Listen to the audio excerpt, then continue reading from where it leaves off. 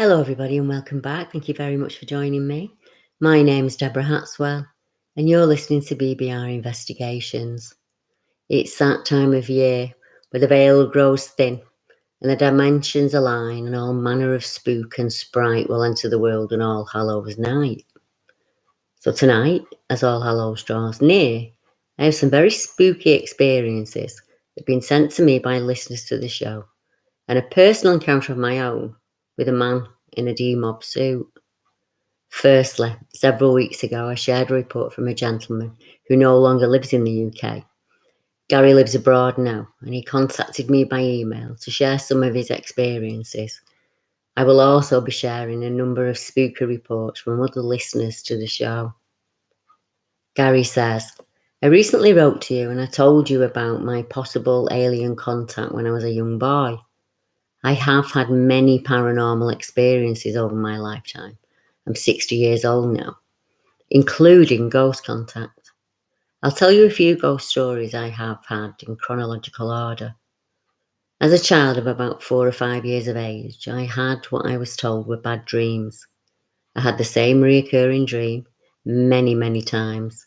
So often, it was almost like I knew it would happen before falling asleep. I knew that it was going to happen.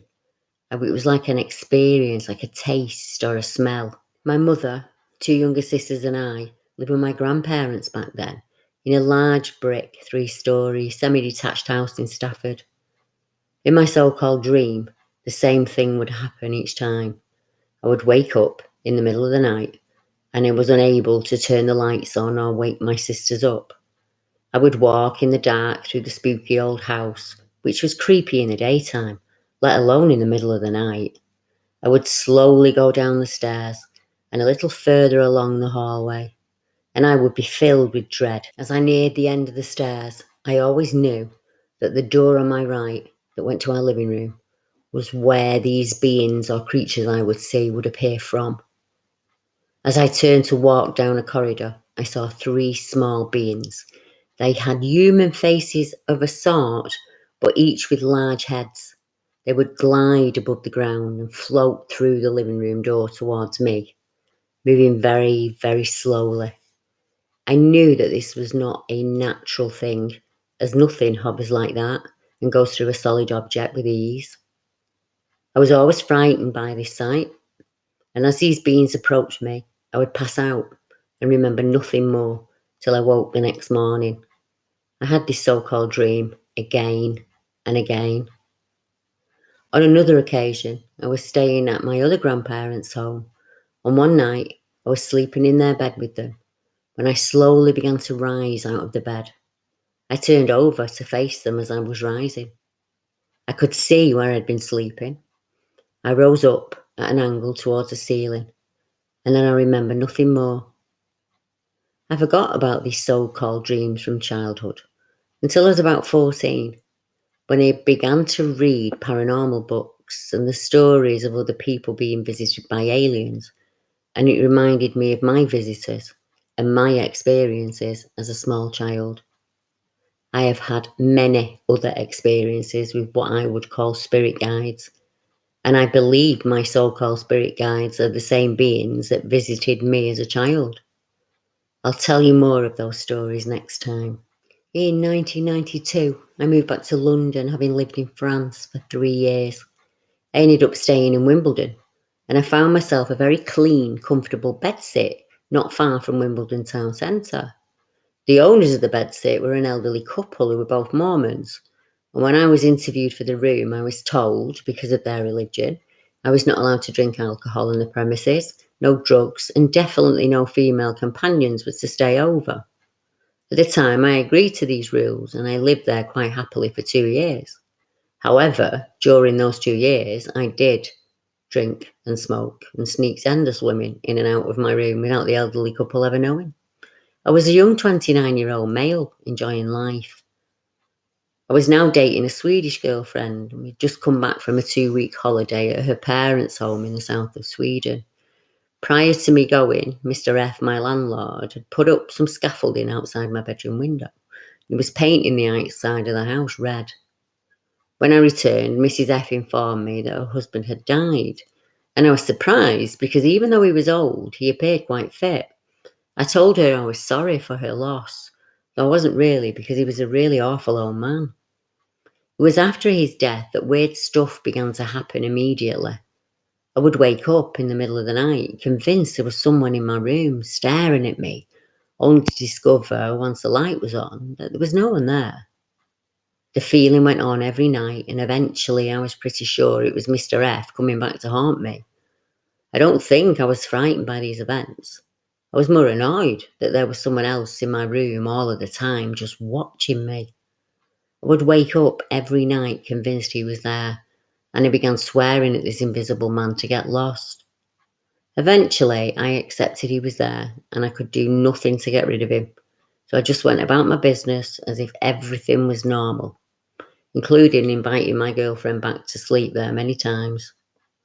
The hauntings began around July, and by the beginning of November, it seemed to have stopped. There was no more feeling that someone was in my room, and I guess he'd eventually moved on to wherever it is we are supposed to go. At Christmas time, my girlfriend and I went over to Sweden, and at a party we were invited to, the theme turned to ghost stories. Christmas and alcohol brings out the weirdest stories, don't you think? I told everyone about Mr. F haunting me, and they all thought that my story was pretty cool. On the way home to my girlfriend's parents' home, she turned to me and said, with a very white complexion, "You never told me you had a ghost in your room." I turned to her smiling and I said, "I didn't want you to think I was mad." She then looked at me with a look of horror and said, "I saw him." I asked what she was talking about, and she said, "One night when I was staying over with you, someone touched me. When I opened my eyes, your landlord was kneeling down, very close to my face, and looking very, very annoyed at me." I asked her why she hadn't told me, and she said, "I didn't want you to think I was mad." Around July, August of 1997, I went to Cornwall for a couple of days to spend some time with my mother, sister, and her family who were there on holiday. One evening after dinner at the hotel, I asked my niece if she wanted to come and walk along the cliff and enjoy the summer evening. We hadn't gone very far when I suggested lying down on the warm, dry lawn and do some stargazing. We were just opposite the hotel. The hotel was some way out of Newquay where we were staying, so there wasn't too much light pollution. The stars were amazing, and my niece had never done anything like this before. She was around about 8 then, and she lived in central London. There were two bright stars almost directly above us, which I didn't recognise. And not long after, we both focused on them. The one on the left glowed bright and then shot up into space and was gone in a second, at which point the one on the right did the same thing. It glowed bright white and then it shot off up into space, completely disappearing. Those stars had been motionless for some time. They were already hovering there while we walked across the road, while we found a nice, warm, comfortable piece of lawn to lay down on, and while we were focusing on the stars. Both of us saw this, my niece asking me what they were. It's quite amazing how they were directly above us, as though they were monitoring us, or me. Since I mentioned I was a young boy, I had visitations from extraterrestrial beings on more than one occasion. I've had a few sightings of strange objects in the sky before, but those two objects were pretty impressive to watch. In 1999, my girlfriend and I, now my wife, decided to move out of London and into the countryside. I got a job as a trainee gamekeeper on a large estate in Warwickshire. On one occasion, the gamekeeper I was working with gave me a tour of the estate, which was around 6,000 acres. We came across an area where young partridge were kept for 2 weeks before being released into the wild. It was next to an old, huge oak tree, and I noticed that the top of this tree was flat, as though someone with a giant chainsaw had cut the top clean off. The gamekeeper told me in a casual voice that this tree was haunted. And when I asked how, he told me that during the Second World War, a British Wellington bomber with a Canadian crew crashed into it and all souls died, sadly. I never gave it much thought after that. It was history, and I really couldn't believe that a tree could be haunted. After working on the estate for around 4 months, I was tasked with a young lad to drive over to this tree and build a release pen to eventually put partridge in before they're set free. It was a beautiful, calm day with no wind, no clouds in the sky, just the best spring day you could hope for. I parked the Land Rover next to the tree, and we were, way out in the countryside at the time? No houses for miles around. I put my radio on the bonnet and I got to work building the enclosure. I was wearing jeans and a white t-shirt, and not long after we had begun, there was this massive cracking sound. It was thunderous, and the young lad who was standing 20 feet away from me shouted, "Tree!" I looked up, and half of this massive ancient oak tree began to fall down on top of me. Since I was in the enclosure, there was nowhere for me to run. I simply put my hands over my head and I crouched down in a squatting position.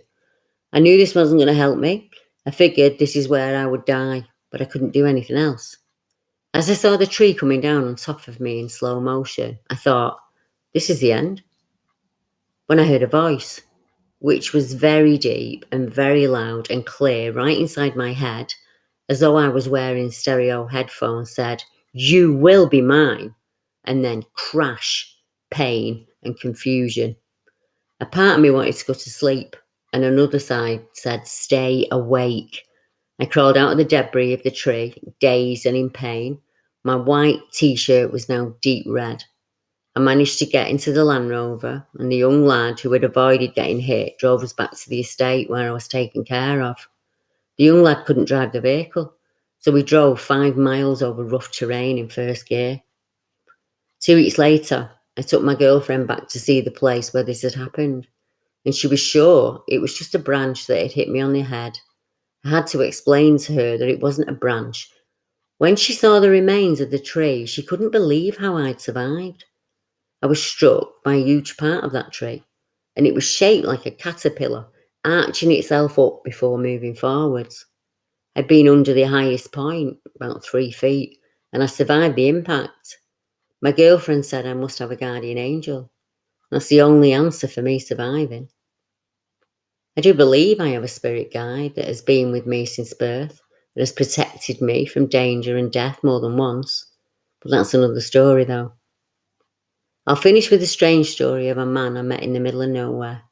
Many years later, myself and my wife were living in the Cotswolds, but occasionally I'd have to commute to London.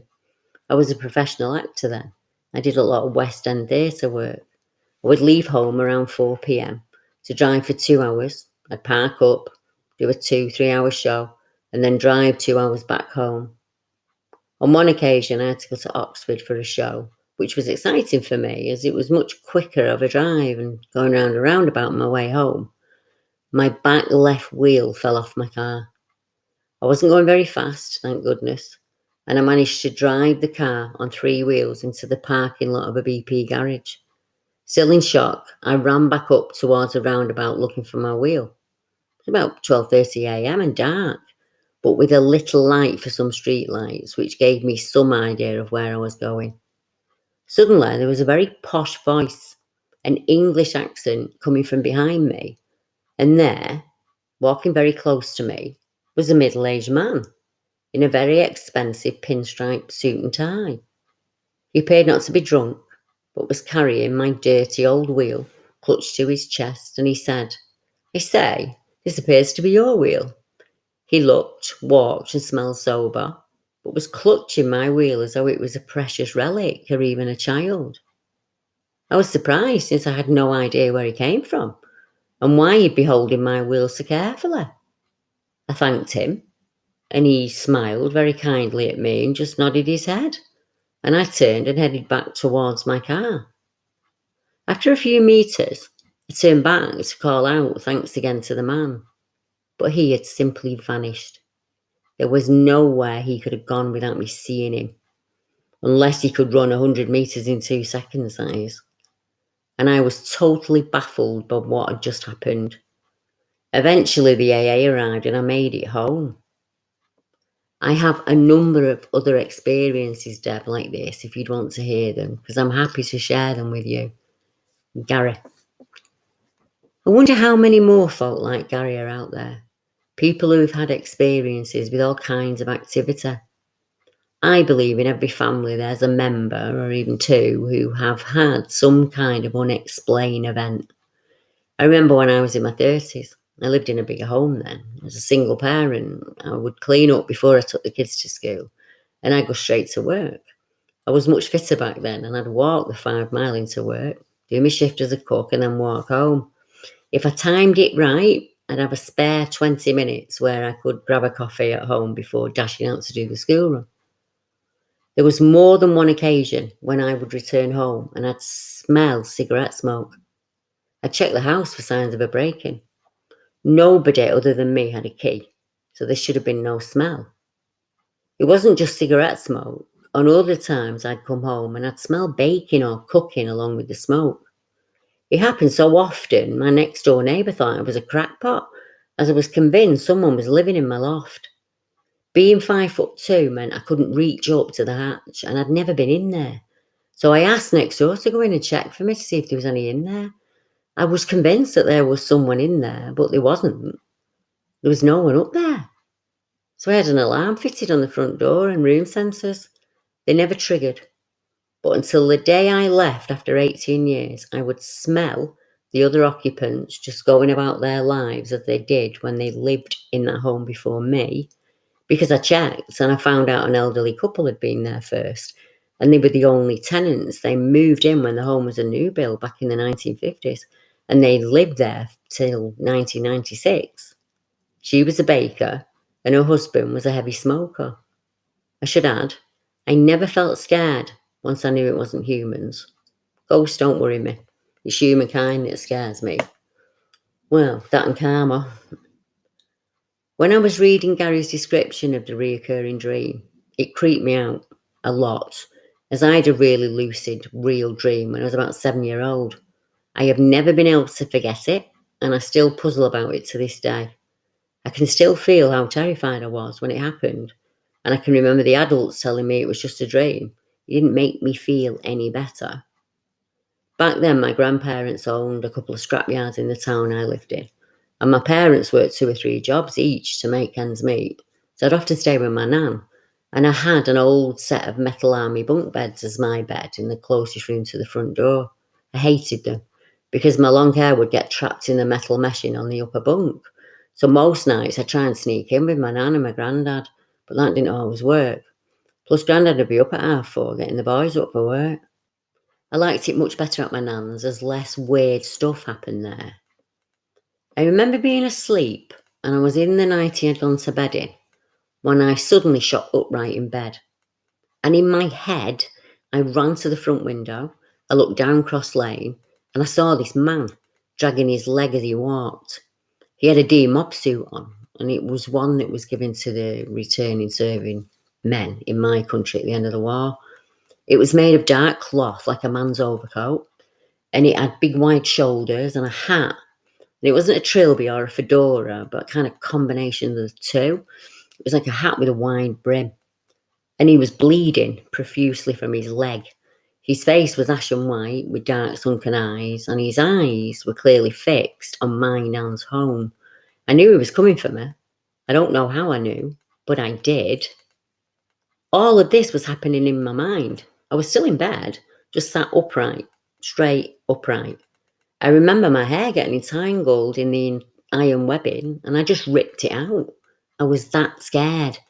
Weirdly, I remember shutting every door along the hallway with my mind. I was slamming them shut one by one. I can never remember if I made it to the front door in time, or I opened it anyway. But he was there, wanting to get in. I set off screaming and I woke the whole house. Nan put me in her bed, and Grandad decided to stay up anyway and just have a brew until it was time to leave. He said about half an hour after I nodded off, somebody put their hand through the letterbox on the front door and started to pull the key through, as back then we would hang it from a string on the door. Was my dream a warning of a burglar on his way? I don't know. Like Gary, I am unsure if the things I experienced at night in my room were of this world or not. It's easy to call them ghosts, but they were definitely 100% not spirits of any kind. Every evening in bed, when the sun hit the windowsill, I'd get ready to fight whatever horror was that night's main event. Like Gary, I often wondered if I had a guardian angel at times. My first memory revolves around me being so scared in my cot. At night, even as a really young toddler, I would see dark shapes and things all around me. And one night, something loving held my hand. I don't know who he or she was, but I felt them again on the day I had my worst accident, the one that made my foot into a bag of gravel. I died 3 times that day, and I hardly remember the event. I was once on the back of a moped with no helmet on, being driven by a lad at a reckless speed, heading down a farm lane to Horseshoe Bay in Haitian. We hit an oil patch. We spun in the air, and the bike spun as well. I landed head first on the grass verge. He landed on top of me, and the bike landed on top of us both. The bike was wrecked. The lad was messed up, and I walked away with a tiny rip in my jeans. There've been lots of events like this in my life, so I guess somebody still wants me here. I would have been taken out of the game years ago, I suppose. I have to say, though, being touched by an angry ghost sitting at the side of your bed, like Gary's poor girlfriend, would have been much scarier. The idea of a cold, ghostly hand caressing you is not for the faint-hearted. I know the story of a lady called Mrs. Barton, who would probably agree. One of our BBR members, Chris Hedges, made me aware of a report of missing time in the Thetford area of the UK.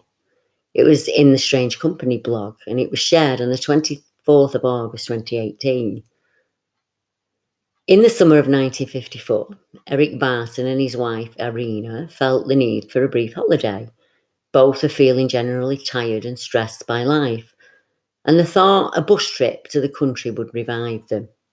They missed their intended stop and wound up riding to a small village at Wooden Hatch, most famous for being the birthplace of a famed diary and gossiper, John Evelyn. Since they were there, the Bartons decided to examine the Evelyn family church, named after St. John the Evangelist. When the couple left the churchyard, they turned to the right, where they found themselves on a badly overgrown path, flanked by high, unkempt bushes. The Bartons followed this path uphill to a clearing with a wooden bench. They sat down there to eat their lunch and enjoy the view of the valley below. In the distance, they heard the sounds of someone chopping wood, birds singing and a dog barking. Otherwise, all was quiet. It all should have been an idyllic, peaceful and soothing atmosphere. But for some reason they couldn't identify, the Bartons were just ill at ease. They had a strange sense that just something was off. And then suddenly these sounds ceased, and a peculiar hush fell over the scene. An icy terror crept over Mrs. Barton, and she knew that things were very wrong indeed, but she still not could say how. Then 3 men, wearing what looked like clerical garb, entered the clearing behind her. Although she had her back to them, she somehow just knew they were there. One looked friendly, but the other 2, in Irina's words, seemed to radiate hatred and hostility. She wanted to get away as quickly as possible, but her limbs stayed frozen in place and she was unable to move. Then the feeling of fear abruptly passed. The men vanished, and Eric noticed that Irina's arm felt icy cold, like that of a corpse. The pair quickly left what felt like an accursed spot, but they found themselves suffering from weakness and a kind of mental confusion. After staggering off, the Bartons collapsed on the grass, unconscious. After a period of time, they found themselves in Dorking, without being able to remember how they got there. They thankfully took the train back home to Battersea. Irina remained haunted by this experience. 2 years later, she returned to Wooden Hatch, curious to see if she could recreate the inexplicable events of that day. She tried following the same path she and Eric had taken from the churchyard, only to find that the landscape had completely changed. There was no overgrown path, no hill, no clearing, no wooden seat. According to the local woodman, there had been none of these features on the estate in living memory. Eric revisited the area himself and confirmed that it was completely different from what had been on their earlier visit. At this point, the Bartons realised that things were getting seriously weird. They contacted the Society of Physical Research, but due to some confusion, their report was overlooked. In 1973, they repeated their story to a solicitor, and SPR member Mary Rose Barrington delivered a paper about the Bartons to the Society in the years following. Barrington researched the area around Wootton Church and was able to verify that the hill and bench described by the Barringtons did not exist, and as far as anyone knew, never had been. However, Barrington found an inquiry entry in John Evelyn's diary for March the 15th, 1696, and John Evelyn wrote of the recent execution of 3 wretches, one of whom had been a priest, for the crime of attempting to assassinate King William. The men were hanged at a location matching that of the now vanished landscape observed by Eric and Irena Barton. Were these the 3 sinister men observed by Irena? And did the Bartons indeed visit the area around Wootton Hatch churchyard? But only as it existed in the 17th century. In our next report, we hear from a chap called Liam, who had a very strange experience with the being sometimes known as the Tall Man. I wanted to share with you an experience I had a few years ago. I was out one night with a friend and I had a pretty weird experience where we both saw what we can only describe as a slender man kind of looking thing or person.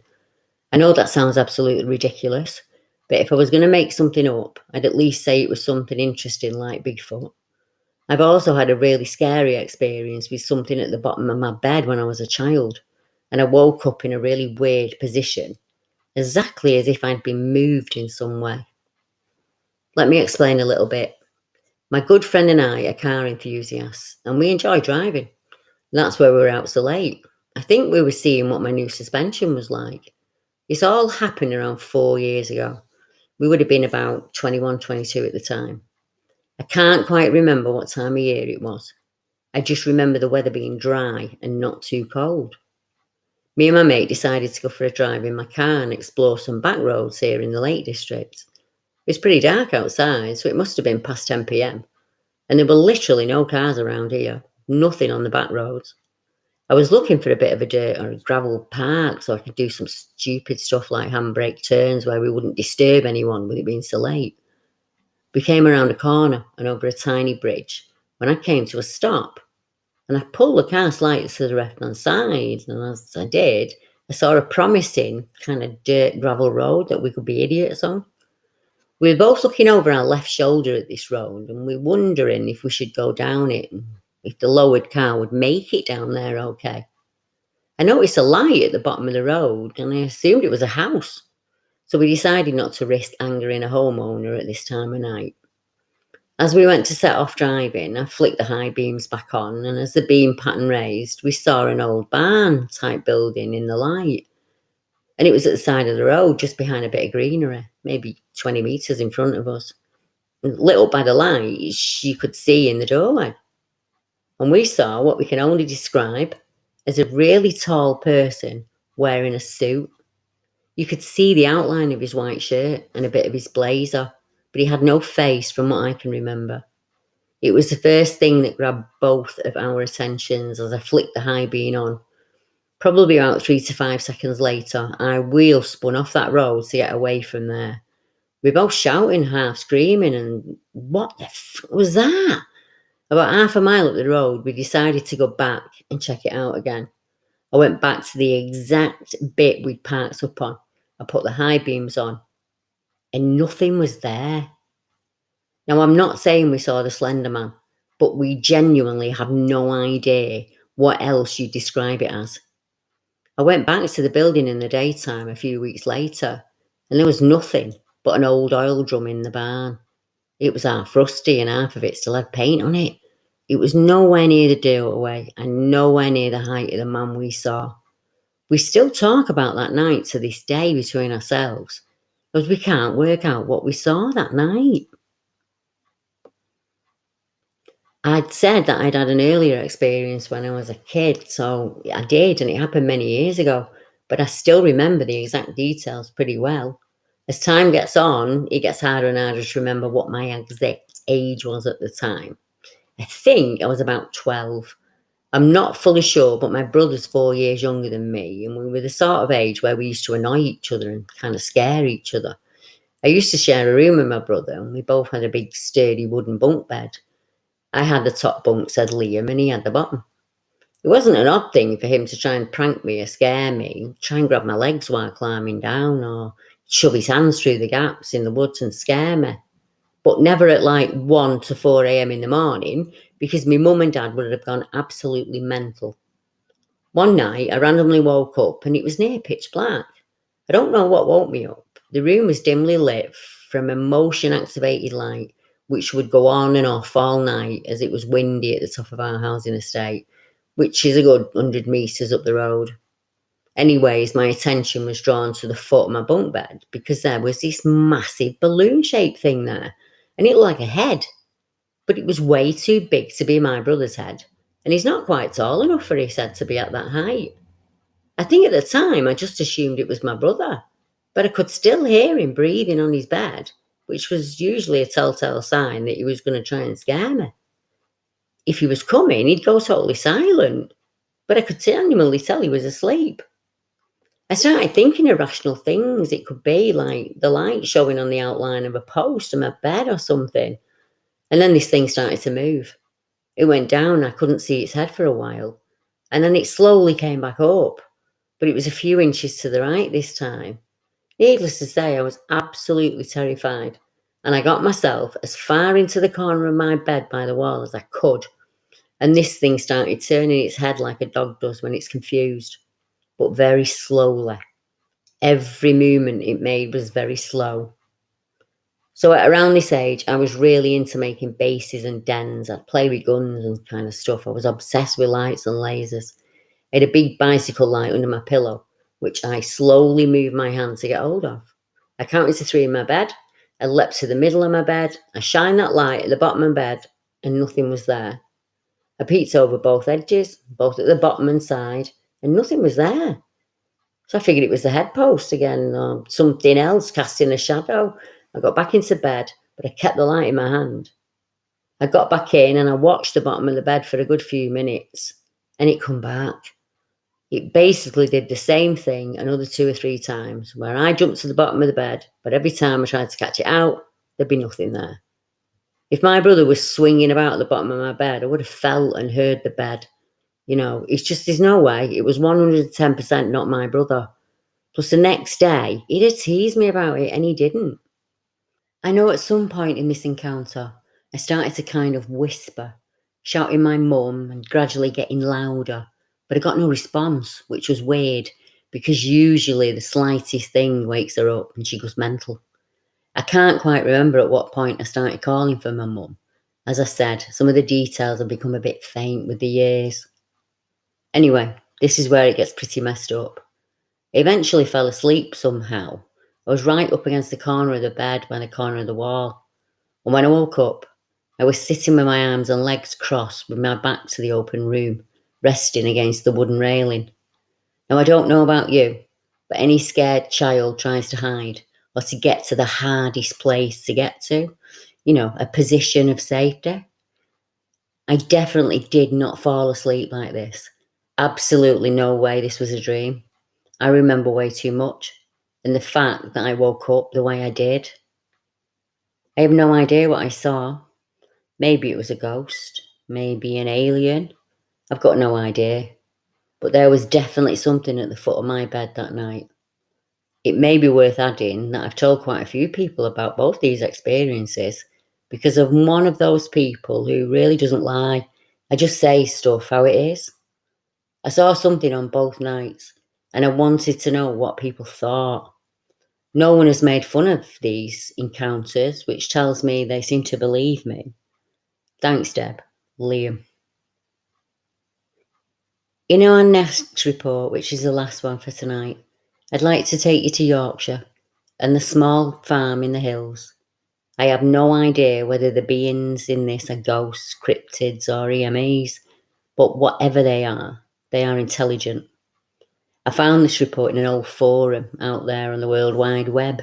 It's so long ago now, I've never forgotten the fear that comes through the words as our witness explains what happened to them. One night, my friend and I headed out to walk my dog. It was a summer evening, fairly late, so it was getting dark out. We turned down the street, which now ran through Walker's farm, and we had no intention of crossing over onto the remains of the farm. Instead, we followed the path all the way through the trees, which took us to a very badly lit bike path. The path ran through the woods, and the woods were pine trees, and they were very densely planted, and you could see no further than a couple of feet in front of you. My dog Nyla was hesitant in walking down this path. She kept pulling backwards and whimpering. She stalled what was no less than a dozen times, and so she gave in and literally pulled us through as fast as she could go. We could see the exit of the track, thankfully, and we approached it, but we heard a very loud cracking noise above our heads. My friend, Nyla, and myself were all startled. We were looking up, and we saw the top of the tree shaking. This was not caused by a bird or any small critter. There was no wind, and the neighbouring trees were all still. We heard another crack, and then another, and we watched as the entire tree shook from top to base, and we heard every branch snap as something fell from above our heads.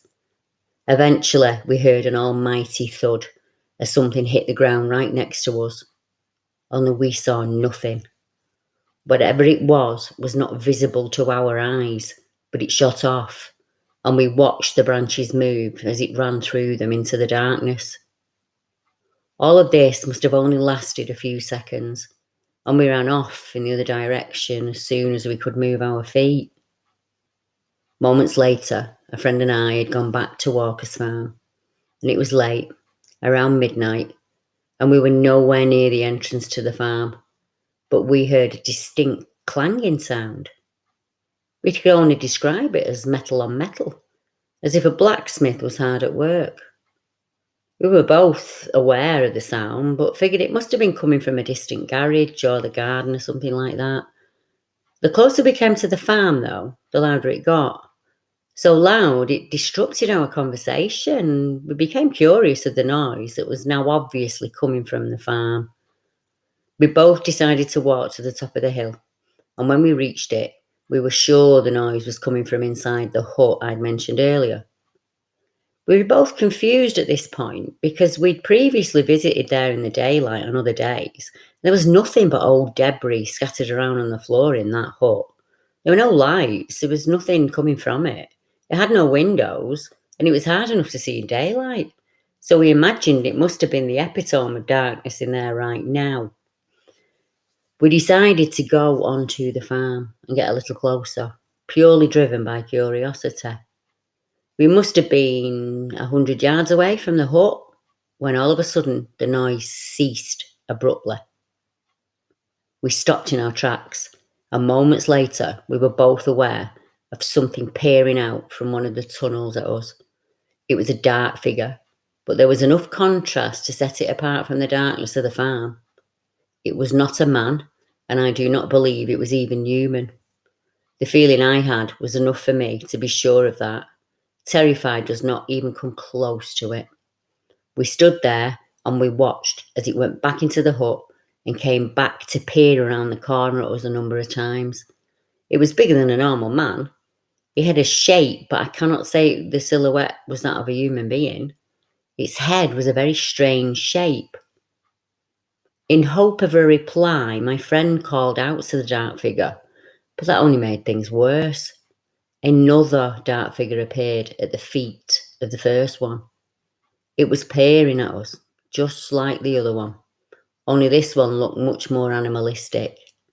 It was crouched over, on all fours, but again I cannot say for certain that it took the shape of anything that I'd seen before.